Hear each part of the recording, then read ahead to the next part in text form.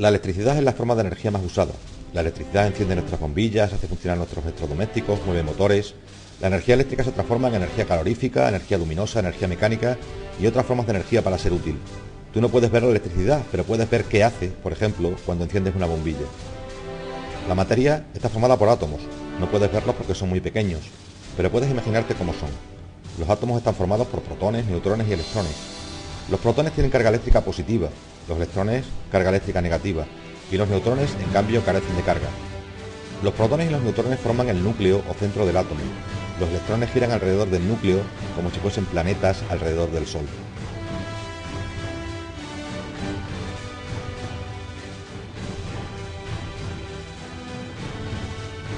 Si un átomo tiene el mismo número de protones que de electrones, tiene una carga eléctrica neutra. Cuando un electrón se sale de su órbita, es llamado electrón libre. Esto significa que el átomo tiene ahora una carga positiva. Los electrones libres pueden unirse a otro átomo y hacer que el balance de su carga sea negativo. Los átomos con la misma carga se repelen, pero los átomos con diferente carga se atraen.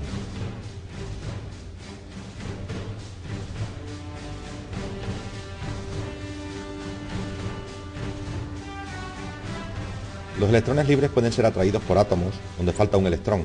Cuando esto ocurre continuamente, estos electrones en movimiento constituyen lo que llamamos corriente eléctrica.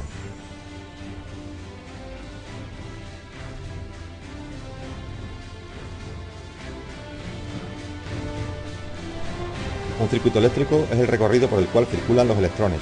Consta básicamente de los siguientes elementos: un generador que proporciona la energía eléctrica, un hilo conductor, un elemento de maniobra que puede ser un interruptor, un pulsador, un conmutador, etc. y un receptor, bombilla, motor, timbre, etc. Se denomina corriente eléctrica a la circulación de forma continua de los electrones por un circuito. Vemos un ejemplo animado. En nuestro circuito eléctrico tenemos un generador del cual salen los electrones por su polo negativo y atravesando nuestro receptor, la bombilla, este se enciende. Aunque en realidad los electrones circulan desde el polo negativo de la pila al polo positivo, por convenio se ha establecido el sentido contrario, desde el polo positivo al polo negativo. Este sentido recibe el nombre de sentido convencional. El voltaje es la fuerza eléctrica que hace que los electrones libres se muevan de un átomo a otro.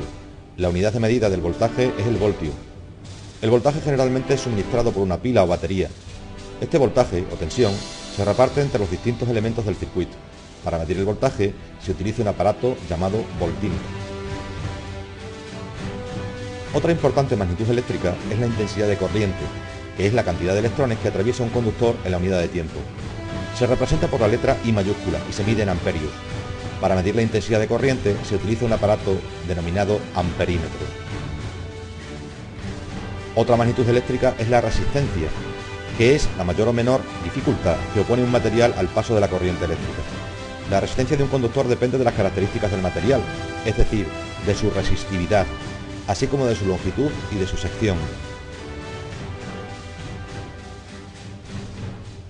Si variamos la sección de un conductor, resulta que cuando aumenta la sección disminuye la resistencia, y cuando disminuimos la sección aumenta la resistencia.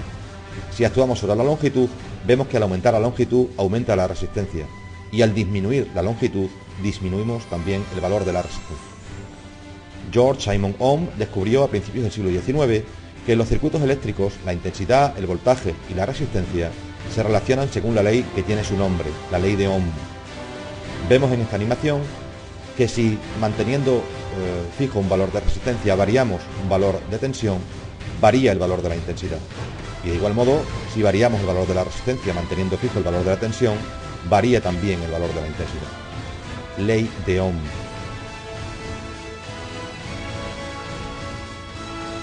Cuando quieras dibujar un circuito, puedes usar símbolos para representar los diferentes componentes. Cada componente tiene su propio símbolo. Usando estos símbolos, puedes dibujar tus circuitos eléctricos. Aquí aparecen los símbolos de algunos componentes que debes conocer y usar. Los circuitos en serie son aquellos que disponen de dos o más operadores conectados seguidos en el mismo cable. Todos los elementos conectados en serie son atravesados por la misma corriente eléctrica. Ejemplo de cálculo.